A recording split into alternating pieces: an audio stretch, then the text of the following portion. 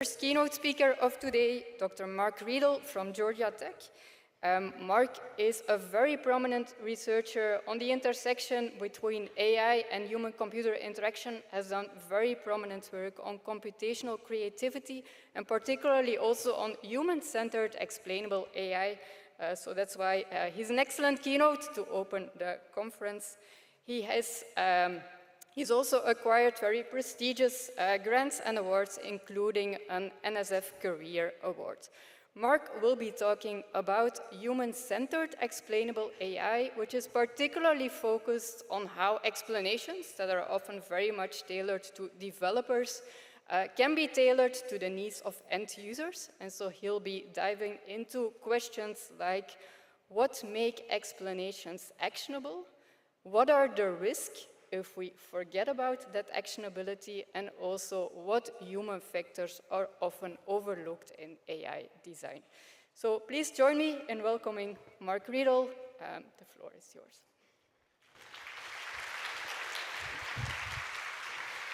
All right, thank you very much. I am humbled and a little bit intimidated by this theater. So, well, thank you. My name is Mark Riedl. I'm a professor from Georgia Tech in Atlanta in the United States. I'm going to talk about human-centered explainable AI. But this is my first time at RecSys, and I'm having a great time. You all are an amazing group of friendly people. I couldn't be happier to have finally been able to come and visit with you.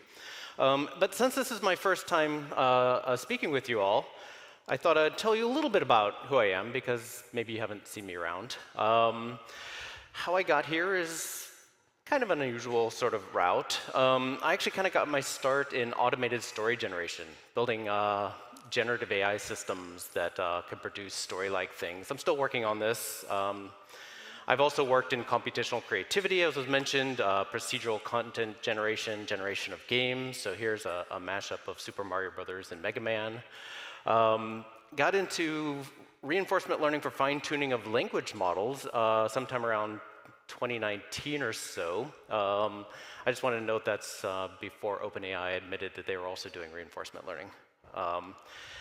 Got into value alignment, asking how models can learn cultural norms and then use them to evaluate themselves, whether they're aligned with how human cultural norms work or don't work.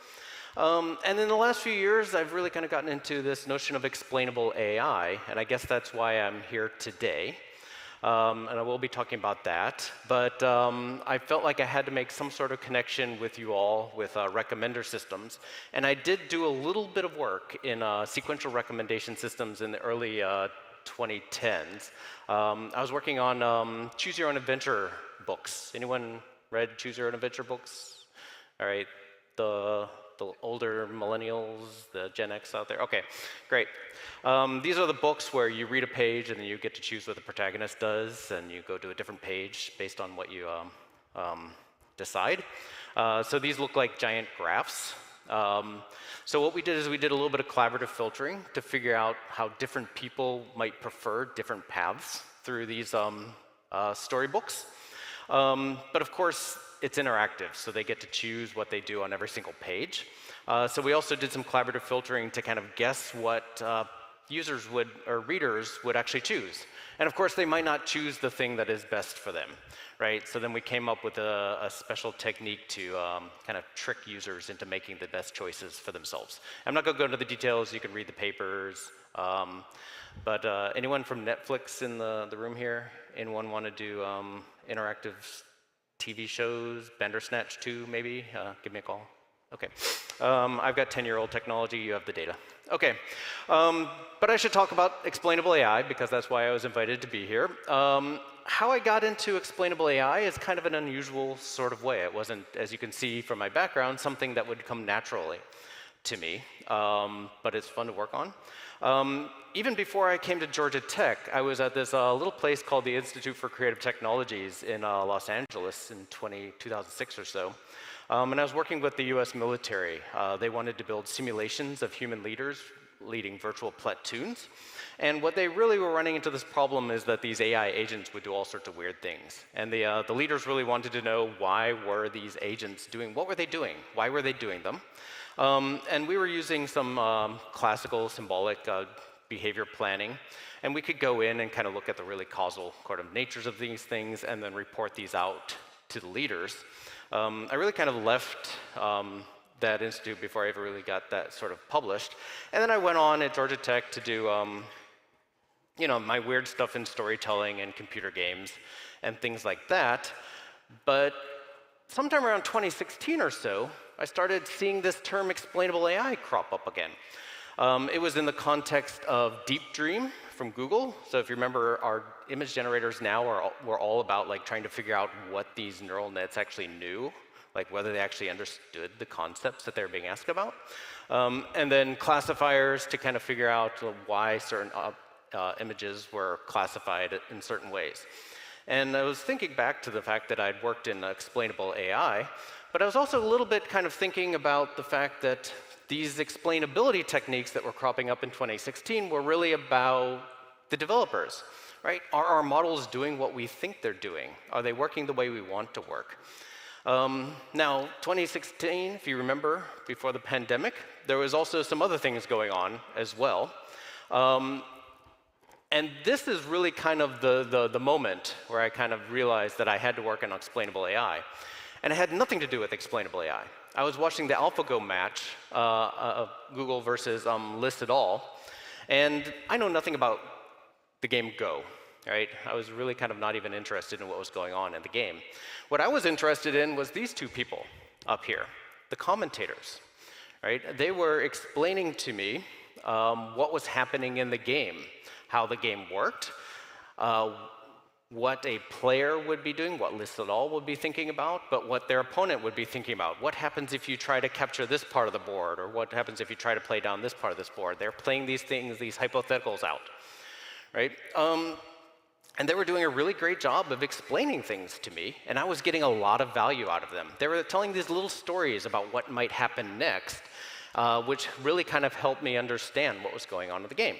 And the important thing about this was they never talked about the algorithm. These two guys didn't know anything about the algorithm working on there, but they were able to create explanatory value for millions of people who are not AI experts or Go experts. And that was really fascinating to me. Because the other thing that was happening is that, well, there's more and more AI systems out there. Even in 2016, right? We had Siri, we had Alexa, we had our robot Roombas to put our cats on. You know, maybe at the time we might have self-driving cars, and now we do, right? So people who are not computer experts were going to be interacting with AI systems more and more as part of their daily lives.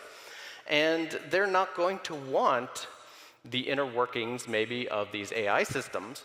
So one thing, what do they actually want? What would be a good explanation? Would explanations even help them feel more comfortable or be better users? And then how do we provide those explanations? Maybe it has to be through natural language, because that's sort of like the universal interface that most people can access, right?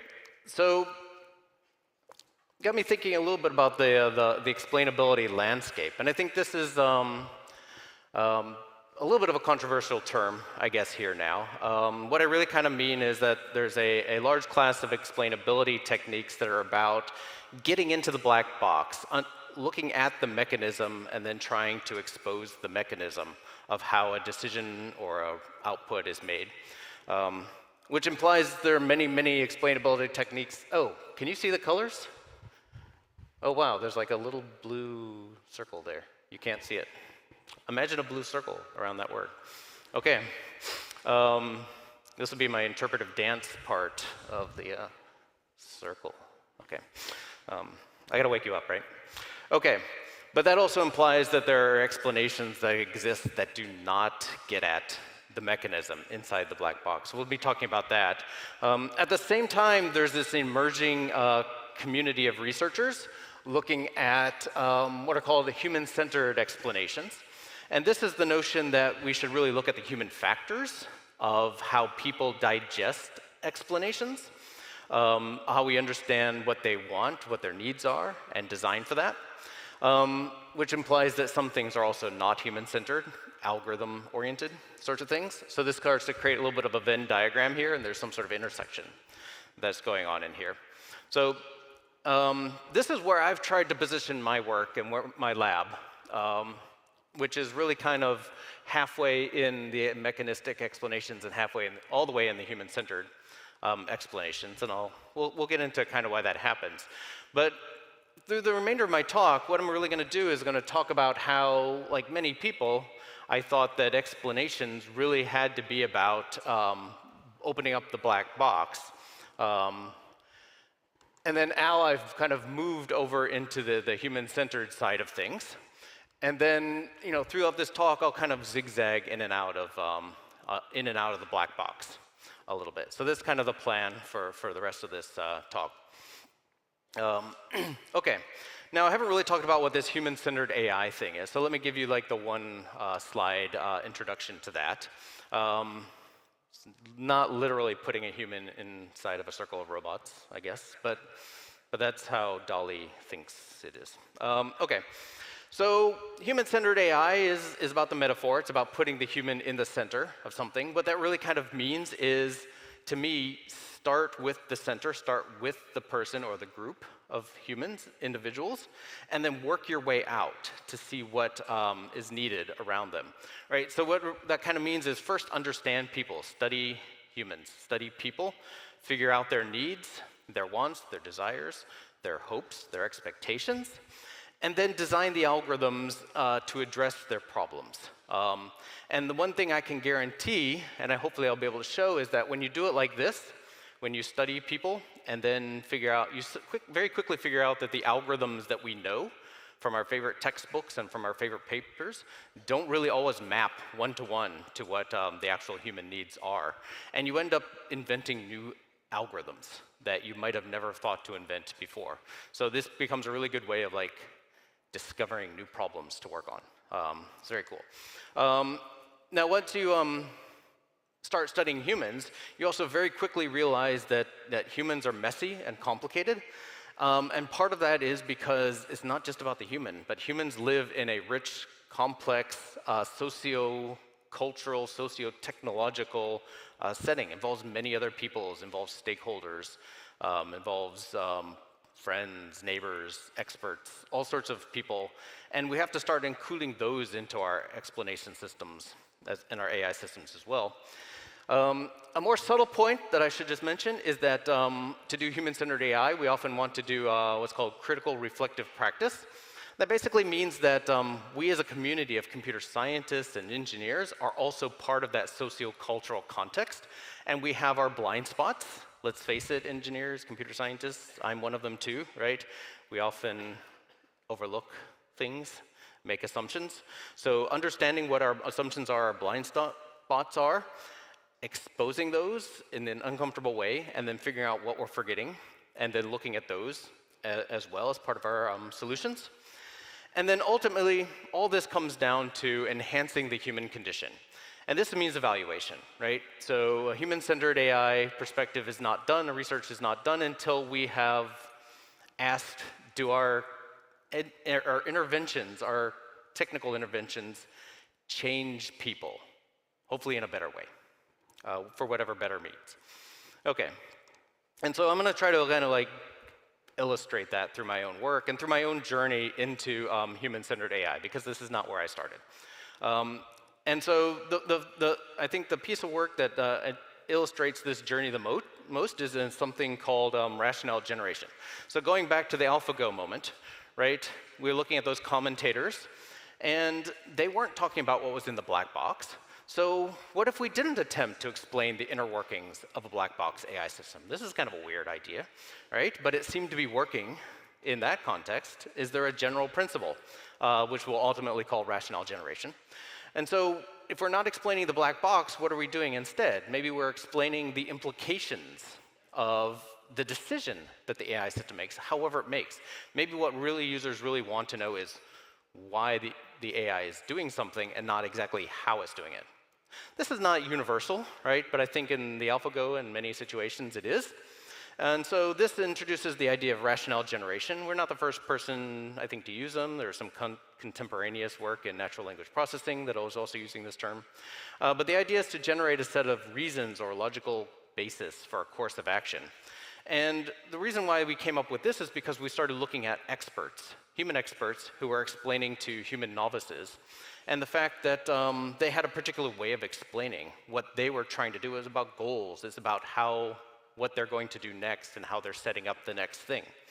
And most importantly, humans don't know or explain how their brain works, right, which is their mechanism. Right? This is a horribly upsetting thing, and we can get into philosophically, like, how can we know anything about anything ever?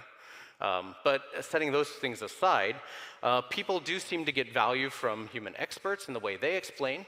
So let's try to emulate human experts explaining to human novices. Okay, so a few things that are kind of subtle about this that I should make explicit. We're not proposing to open the black box, which is, again, a little bit not always the thing that we want to do, depending on our audience. What we're trying to do, since we're not trying to open the black box, is we're not going to try to promise any sort of faithfulness to the internal workings of the AI system. And this is like, highly disturbing to some people. If we're not trying to be faithful to what's going on inside the AI system, what does it even mean to give an explanation? What are we trying to do? Well, maybe we're trying to do something different. We're trying to deal with something called actionability, which I'll get into a little bit later, which is the question, are we giving users information that they want and can use? Okay, maybe that's more important than anything else that's going on inside the black box, maybe. Now, we'll eventually see that in this particular work, I forgot to ask this last question: what do users want and what do they need? And I'm about to get hit by a truck here in my research. But we were naive at the time, and we forged ahead. So we wanted to do this. We needed a domain to work in. So here are some explanations that our system eventually generated. Anyone want to guess what our domain was?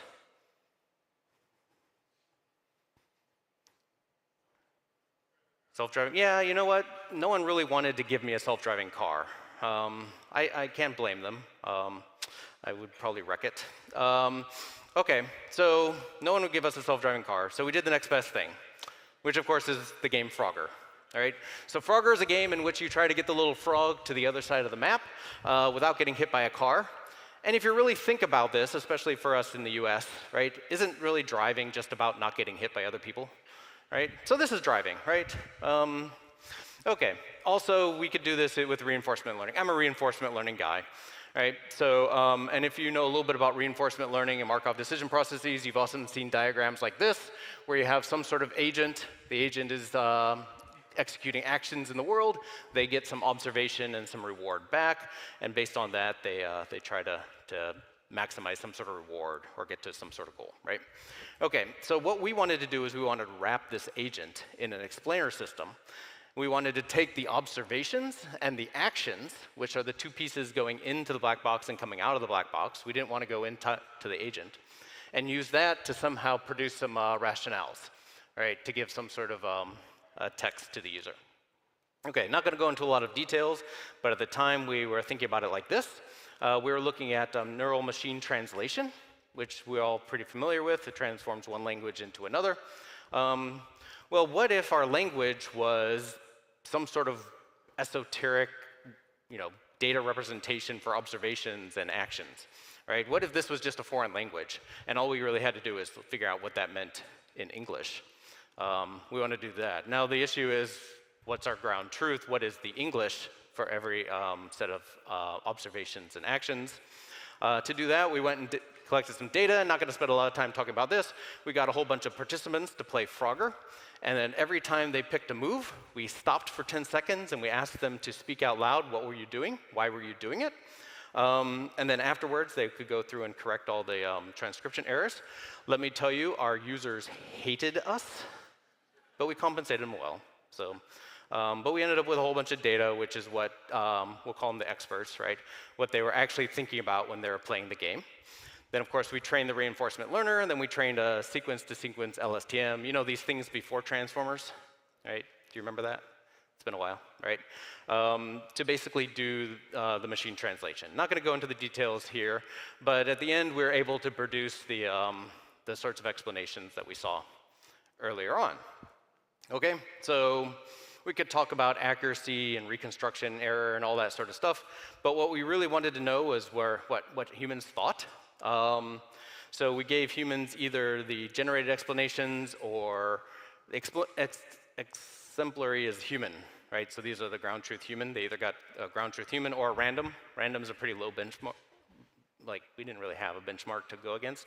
But the key is, like, we are really, really close to human level performance here. And that was pretty great. High five to the team. Felt really good about this until we realized we didn't know who our users were. We just went on Mechanical Turk. Well, maybe the knowledge that our users were bringing to this had an effect, right? We call it the epistemic background, right? Maybe it's computer scientists, people who know technology, AI researchers, might have a very different idea of what a good explanation is. So we went back into our data. We went back and ran some more studies. We looked at people who were taking an AI course, so learning to be AI experts, and people with no computer science expertise whatsoever. And we wanted to look at whether there was a difference. So we went back to Frogger. We put Frogger on Mars. I guess we wanted to create some urgency, so a robot had to bring supplies to some stranded colonists on Mars. It was just a little fiction that we had here. But this time we made 3 different agents. We used the original agent that I just talked about. We also made 2 baselines.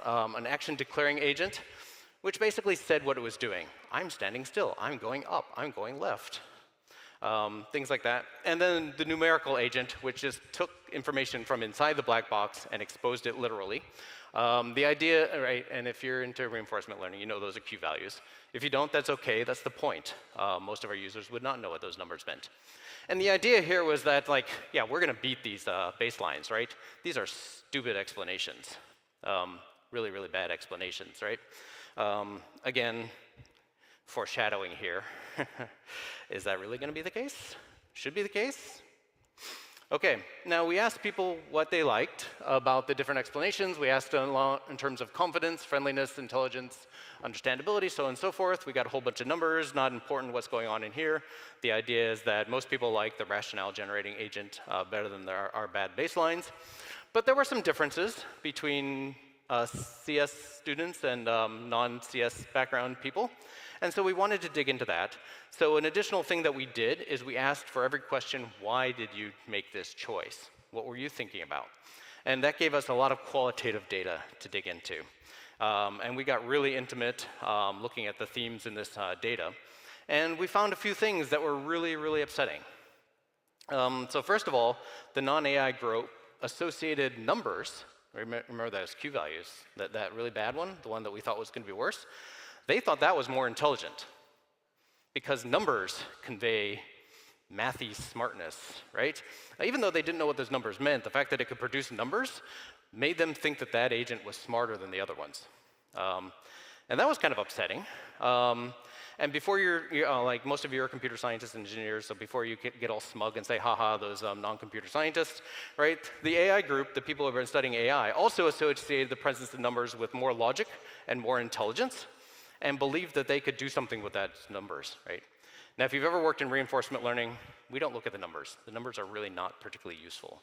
But they thought that they could make some sense of those numbers if they were just given the chance. Okay, so we all have our biases. There was unanticipated explanatory value in those baselines. The non-AI group thought the action declaring agent was giving indications of stability. It could say it was doing something, and it actually did the exact same thing that it said it was going to do. Like, wow, it must understand what it's doing. It was an if statement. One line of code, right? Those things were related to each other. But non-CS users were getting value out of that piece of information, even though they didn't understand what it signified. And the AI group was also really convinced that if the AI system ever did anything wrong, they could fix it, right? They're just super confident that they could do something with those numbers.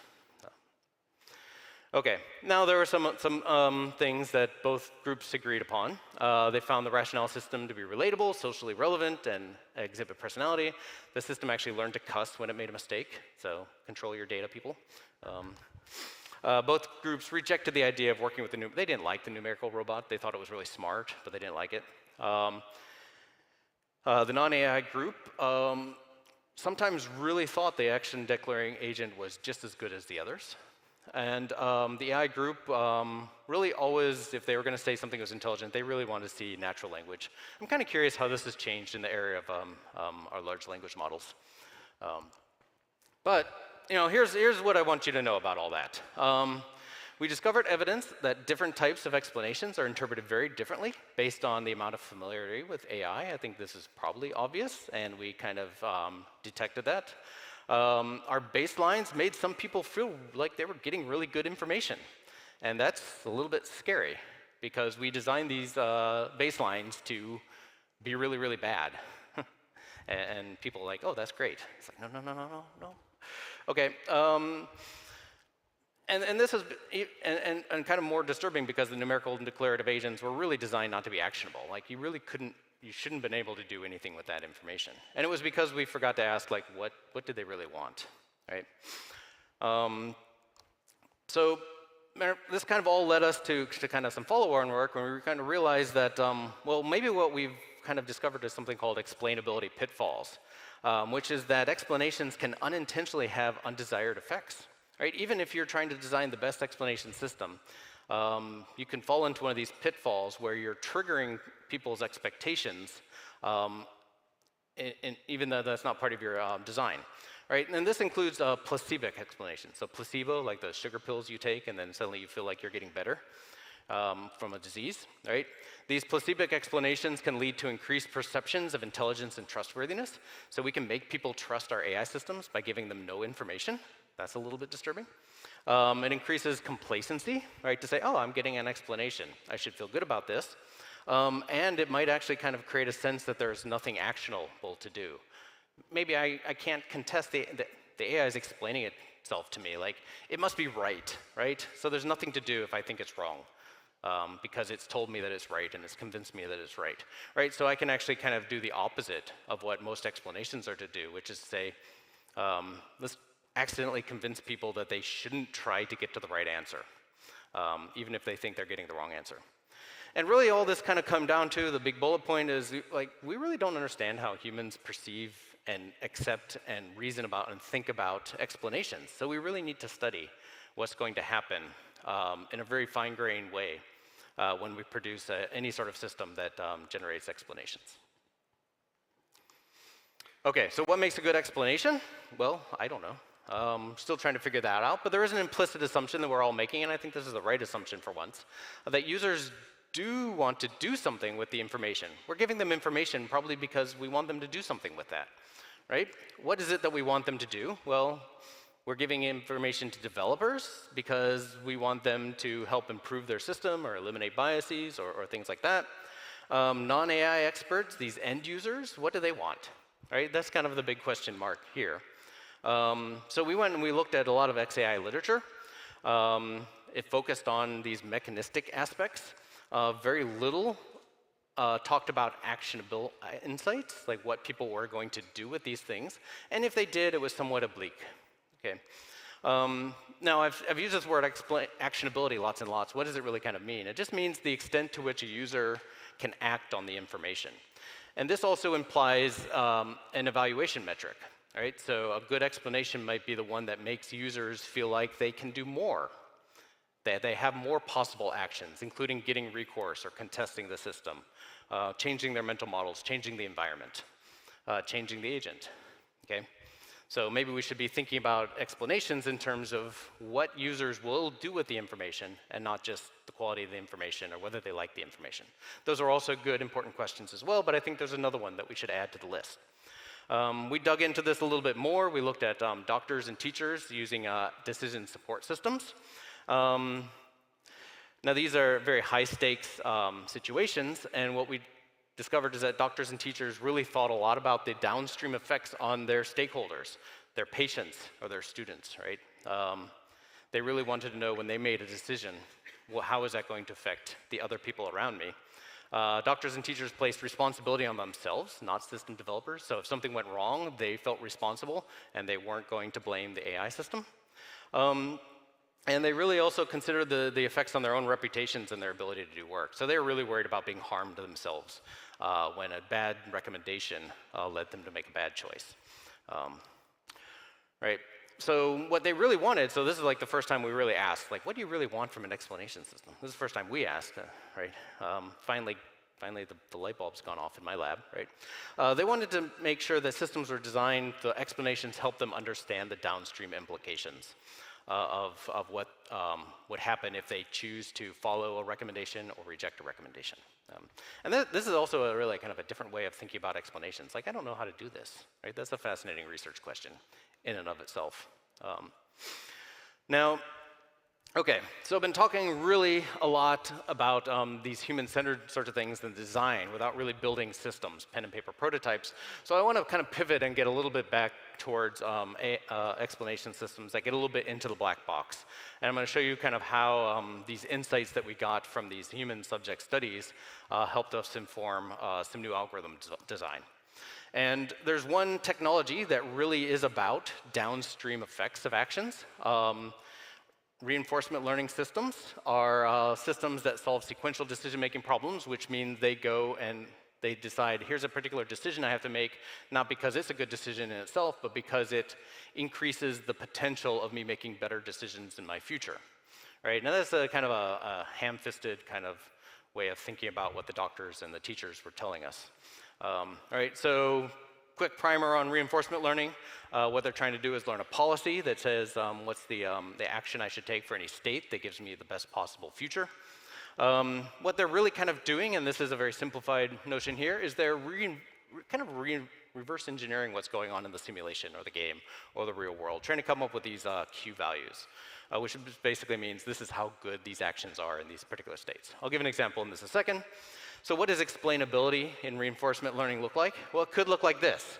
I could say an action A is the best thing to do in state S because after 10,000 trials, action A led to higher reward. No, I don't think we should do that, right? That is not really particularly useful information. It doesn't really tell us why. If you're answering a why question and the next question from your user is, but why is that, right? You haven't really done anything.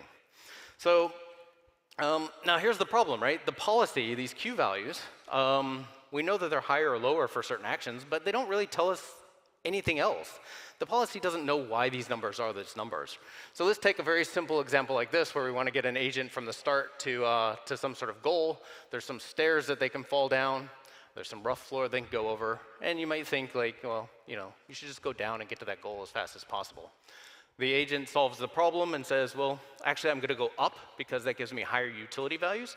And my first thinking is like, why? Why is it better to go up? There's nothing that you can figure out from these numbers. Matter of fact, the agent doesn't care. It's like it only has to know that this is the best action. It doesn't have to know why.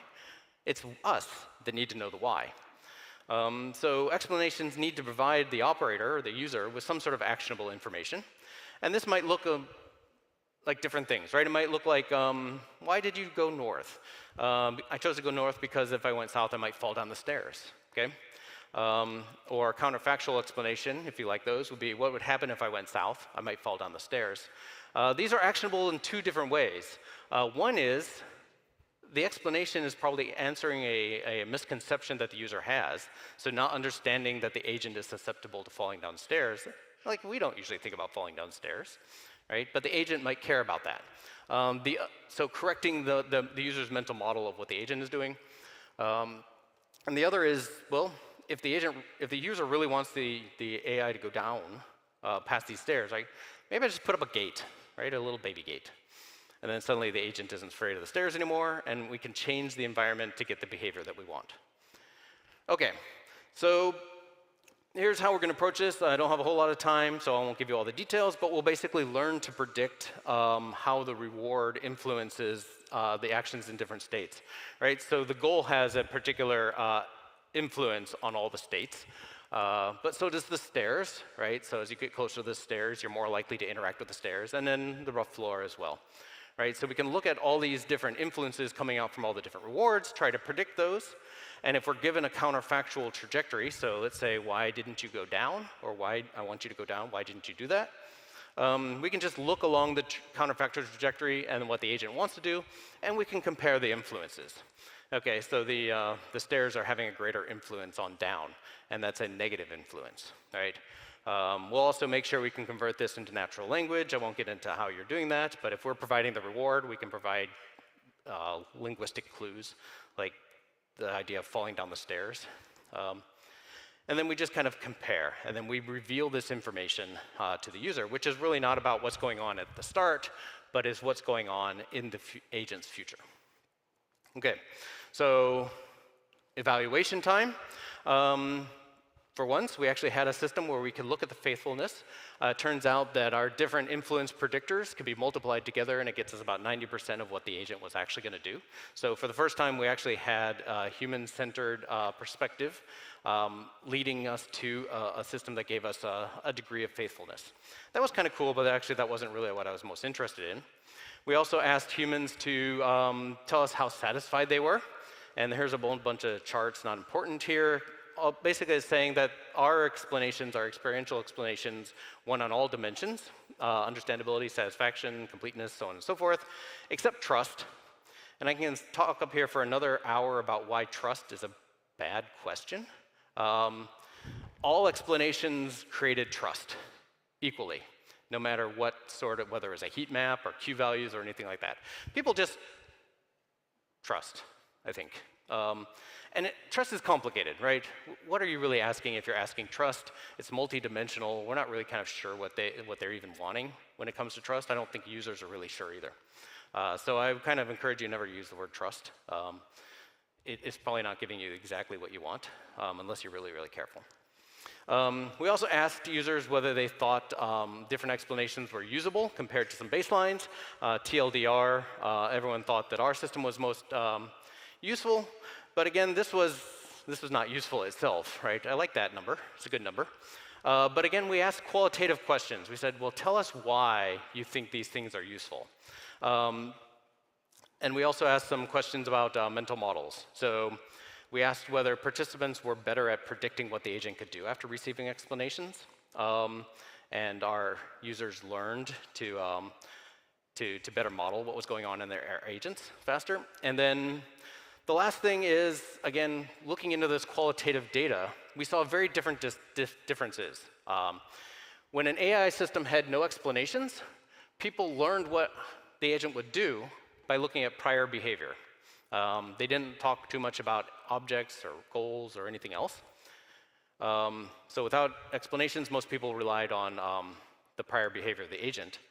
Our system, when people said, here's what I'm thinking about, in terms of what the agent's going to do, they talked about the environment, the objects in the environment, and the value that the agent was getting out of these interactions. So very different profile of what people were talking about. And then we looked at the other baselines as well, and the kind of the TLDR here is that the other baselines looked a lot more like no explanations than ours. So our agent, we all now understand what, not only that they're useful, but what they were getting that's value to the end user itself by looking at these qualitative things. So this was a very, very instructive, helpful philosophy or methodology to look at. We replicated this in Crafter, which is a 2D Minecraft.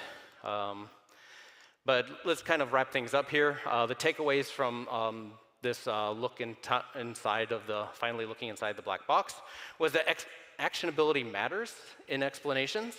Participants are able to better understand future consequences and calibrate their mental models. So they had better understanding of what the agent was doing and how it worked, and they were better able to predict what the agent was going to do, which would minimize confusion later on.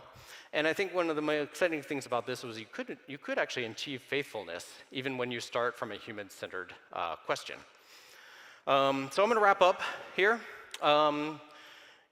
Through this kind of journey that I've taken that I was hoping to kind of illustrate to you, a few kind of questions, thoughts that have kind of stuck with me that I want to make sure that you are thinking about as well.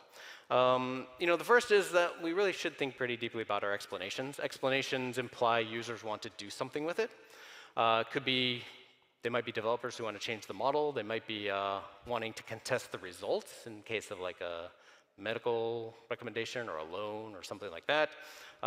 Seek recourse from harms, affect the agent's behavior. Even if they're not programmers, maybe they want to change the environment so that the agent does what they want, right? There's lots of ways of controlling agent behavior.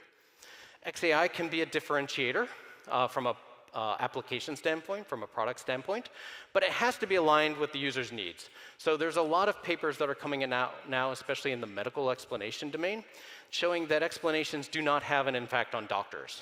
And when I've looked at every one of these papers, it's because they weren't human-centered. They didn't really ask what doctors wanted from their explanations before they built the system and deployed the system. I'm talking mostly about medical companies deploying these things, not researchers. I think we're a little bit more on top of things.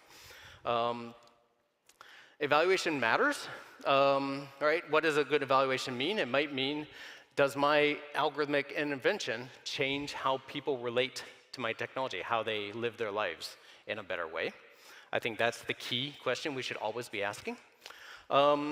There's power in research that balances human-centered computing and algorithmic development. I don't want to spend a lot of time here, but we often kind of divide ourselves into, I'm an HCI lab, and I'm an AI lab, right? And sometimes we say, like, you know, the HCI people, it's their job to learn the AI technology if they want to study AI, right? But I also think it's really up to the AI people, like myself, to learn the human factors side of things as well. And when you do that, you find lots of exciting new things to work on and lots of ways of having impact and value. Matter of fact, I would kind of argue that starting with human-centered questions are drivers of algorithmic innovations. There's tons and tons of questions that I've come up here, and it's like, I don't know how to solve that algorithmically. I'm going to have to invent something new. And to me, that's really, really exciting to have a new problem. And then the last thing is XAI is still in its infancy, right? I think we are barely starting to understand what explanations are about, why we need them, and how users consume them. And so there's a lot more research to do. And of course, having lots more research is really, really exciting as well. All right, a lot of people went into all my thoughts here. Here are kind of the key drivers of all these. A few things to mention. If you're into natural language processing explanations, I didn't really talk about this work, but Sarah Wigrefe is going to be on the job market. She should hire her. She's great. And then keep an eye on Amal and Jenny. In the next couple of years, they'll be out there looking for jobs too. So you should also hire them. OK, thank you so much. You've been a wonderful audience. I am happy to carry the conversation and the dialogue forward if we have a little bit of time for questions. Thank you very much.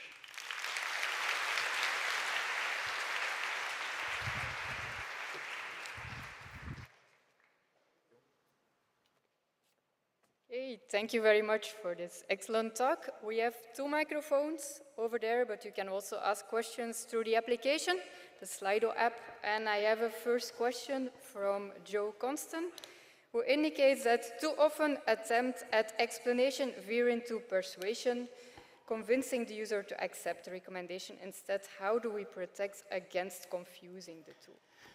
Yeah, so persuasion and explanation do kind of start to bump into each other. That's a really good observation. There's an aspect I didn't talk about, which is the dark pattern, which is an idea that comes from human HCI, which is the intentional design of technologies to get someone to work against their own best interests. That is one aspect. Of course, if you're doing that, you're doing something wrong. I'll just put that out there straightforward. If you're trying to persuade, that might be your goal. And you could do that, but you're the bad guys. I'm actually really kind of more worried about what I call the pitfalls, explanation pitfalls, which were when we don't sufficiently have a good understanding of our users and we think we're designing the right thing, but it actually ends up tipping over into persuasion, for example. So these placibic explanations in their most extreme could be convincing people that they cannot do anything. They must accept the answer of the AI system. So these problems are real, and I think going back to what I said last, which is that XAI is still a young field. Part of it is because there is the human component, and the human component is complex and messy, and we don't understand it. We should understand it in terms of the broader kind of theories of human cognition, but I think we should also understand it from an application-centered perspective, right? We should actually test our explanations with regard to their actionability before we deploy. Okay, thank you. We have another question over there.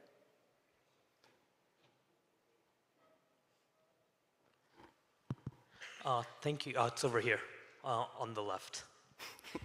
I'm just gonna... On your right. On my right, okay, Yeah. I see you, great. Thank you for the great talk. It's Arnie from YouTube. I really loved how you put actionable and explainable AI together. Does that mean, as a recommender systems committee or community, we should be thinking more about actionable recommender systems so that our explanations are also more human-centered, so that it actually makes sense? It's not just about, oh, we are recommending this because blah, but it's more, hey, actually, let's make that recommendation actionable as well, that, oh, okay, like we can tune it. Just want to hear your thoughts. Yeah, I would argue yes. I would say all explanations should be actionable. I mean, otherwise you're just kind of talking into the ether. Now, I'm new to the RecSys community, but in the last day, spending time in the workshops and the doctoral consortium, I've heard some really great things about explanations and recommenders. One of the terms I kind of heard was controllability, right? And that's an action, right? So users want more control, right? Can we provide them the information that allows them to change their behavior or get into the knobs of the system and actually do things that will get them better recommendations? So that's just one example of actionability that has already kind of emerged from this community, for example. So, you know, I'm actually kind of not up here to wag my finger and say you're doing things wrong, but you're actually kind of in many cases doing things right. But let's go kind of one step further and to say, have we actually kind of gone, is that actually what we measured? And how do you measure that? What is the right way of measuring controllability? For example, I don't know if there's a good, there's probably not a right answer. It's probably application dependent.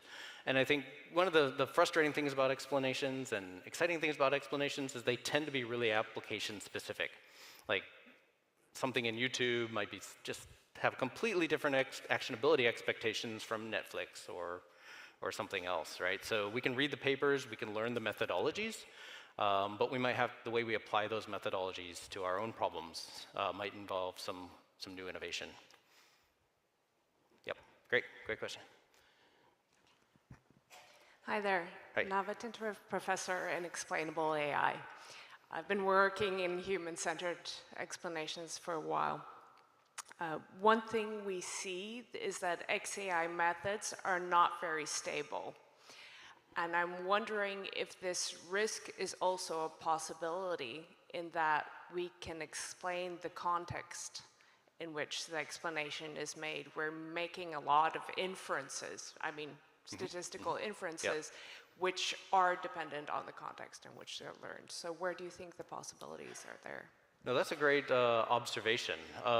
So when I talked about my brief one slide on human-centered AI, right, I did talk a lot about the context, right? So, and this is particularly frustrating from an AI perspective because like there's all the hidden variables inside the human's mind, you know, like what's going on, like they're in front of, I'll pick on Uflix, okay, right? You built Uflix, right? That day they're trying to decide what they want to watch. They had a, you know, they had a difficult day at school, right? There's all these things that you cannot know, right? There's 3 people in the room and they're actually having a conversation about what to watch, so it's not actually a one user to one recommendation. What I think, you know, what this means is there is this larger world and we have to figure out from a technological standpoint, if we want to do a better job, of figuring out what is going out inside that world. Because we're just missing a lot of the information. And some of it might just be purely unknowable, some of it might be guessable, but sometimes we might just have to go and, again, kind of look deeper into our users and figure out what is really going on with them. And maybe then things look a bit better, but when I say that this is about identifying new technical problems, right, this is like, you can now start to think about all the different new research that you might do. It's like, well, now to do good Uflix recommendations, I have to have robots in the house, right, watching things around. I don't know if that's actually what you'd want to do, but then suddenly it opens up all these possibilities. And I think, to me, that's really exciting. It also kind of speaks to the infancy of the thing, which is that we don't have all the information that we need. and the understanding of how human psychology works. Sociology is going to impact this as well. So I think I'm just kind of telling you what you already know, but I will just kind of put it out there. Yep. Okay, let's do one last question, and then Hello, unfortunately need to wrap up. here. Okay, in the center. All right, I'll just look vaguely in this direction. Okay, I see you. Okay, my name is Aisha, and I also worked in Explainable AI in education. So first question is about the human-centered computing, in which you were telling about the friendliness and intelligence as an evaluation measure. So I'm wondering about what are the criteria of calculation these measures. And the second question is about counterfactual explanations, in which you were mentioning about like the agent can tell, okay, this explanation is not, it's wrong, and then you have to do something else. So I was wondering in the cold state scenario, like because it's a reinforcement learning, so then how we can tackle this issue in the cold state conditions, and when there is a counterfactual explanation and agent is at the cold state. Yeah, these are the two questions. Yeah, I think the second one is probably a longer conversation, but I'll say a few things. Let me start with the first one, though. If I were to go back in time, I would kick old Mark from 2019 for even asking about friendliness and sociability. Because that, going to the first question, that tips into persuasion, right? Should we want to be friends with our explainers, right? I think once we start thinking about that, then we're more likely to accept their explanations as verbatim ground truth. And that actually kind of worries me. I think we should not have, we asked that question, I don't think it was a goal, but like that's one of those things that really worries me. Like I actually kind of think AI systems should be more robotic. They should be more like evidentiary that they're AI systems and not our friends. Because of these, we're very susceptible to these influences. In terms of counterfactuals, I guess, you know, in the interest of time, I'll say that counterfactuals are really, really great because they give you a contrast. So sometimes it's really hard to tell someone what is significant here, except for to give them the next best alternative, right? And to say, well, I can't tell you really what's great about this, but I can tell you what's wrong about this other thing. And that's sometimes easier way of kind of getting around actionability without addressing actionability, to say these are what things are not, other things are not actionable. So causality is great. I know a lot of you work on causal explanations. That's very mechanistic. I love that. It also kind of taps into human psychology. Humans are really good with counterfactuals and contrasts. And so that's one of these cases where like our algorithms, what we know how to do technologically and what human psychologists tell us are good things to do, actually line up really, really well. So I guess I'll just kind of leave it there and just say, like, you know, leverage that as often as you can. Without, I'm not getting into the details of your question, but hopefully you'll forgive me. So. Yeah, but in case of actionability, so then counterfactuals generate some explanations that are not actionable. Well, they're counterfactual, they're counter-actionable, right? So you're kind of saying, like, you might think this next best alternative was more actionable. Here's why it's not actionable. So you're actually answering the question not of what's actionable, what's not actionable, but you're asking about something that didn't happen. Yeah. If that, like, logically contorted thing makes sense. Okay. So. Okay. Thank you. Thank you again for the excellent talk. Thank you. You've all been amazing. I look forward to talking more.